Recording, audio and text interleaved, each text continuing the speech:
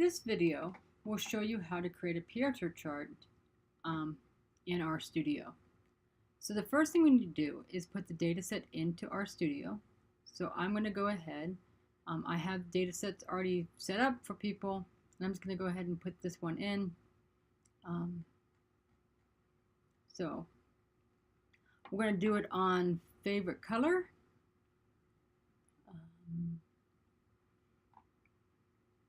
So I actually already have it in here. If you go through here, you'll see favorite colors right here.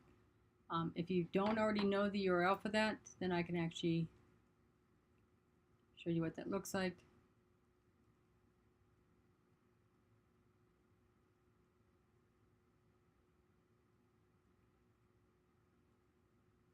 And so it's fave color, what I'm going to call it. And I'm going to read my CSV file. And here's the URL for that CSV. I read it in, it comes in nicely. I should go look at it. So if we click on it in your environment, you can see what it looks like. This data set has just one variable color. The other columns are just empty columns. All right, so now what I'd like to do is I'd like to first just show you if I were to, first I'm going to show you what packages I would like to have on. So in RStudio, you sometimes need to turn some packages on. So we're going to go ahead and turn on certain packages. I'd like GG Formula and ggplot turned on. I also would like this MAGRITTR one on. Oops. And I'd like to have the mosaic on.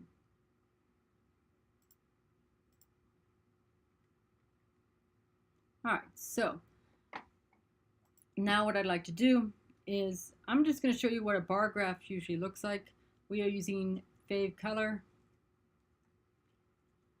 And I'm going to pipe it to the next row, the next command, so I can use that data set in my next command. And we'll do a GF bar graph, and we're just going to do it on tilde. This says associate it with color.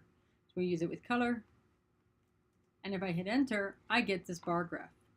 The problem with this bar graph, it's not a Pareto chart. A Pareto chart would put the bars in descending order, so you can see the most popular to the least popular.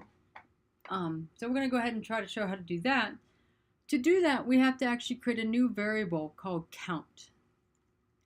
And count, I'm going to just call it count. And I'm going to make count be a variable that's created by making a table of my data set, which was fav color. Okay, I got to spell it correctly. And then I want to use the variable color. So I hit enter. It's going to create this over here. You're going to see now a variable called count. If you'd like to look at that variable called count, you can just type in count. And here is what that variable looks like. So it's counted up how many people like blue, how many people like green, orange, some other color, purple, red, and yellow. And now what I would like to do is I'd like to create a Pareto chart with that count variable. And so this is just a bar graph. So we're going to call it a bar plot. I'm sorry, no underscore, just bar plot. And then we're going to put in the variable count. And then don't put a comma, just put a bracket. And then put in order. And I want to order it by count, the variable count. And then I want it to be in descending order or decreasing order. Decreasing. Make sure you can spell correctly. And you put true all in capital letters just to tell R, hey, this is what I want it to be. And then I should be able to hit enter, and we should see a nice, beautiful Pareto chart. If you want to have a title on the Pareto chart, this is a little different than some of the other ones you've seen. The title here is main, and then you just type in what you want to call it. So I'll call it favorite color. And then if I hit enter, you'll see the title is now on there. And that's all there is to creating a Pareto chart.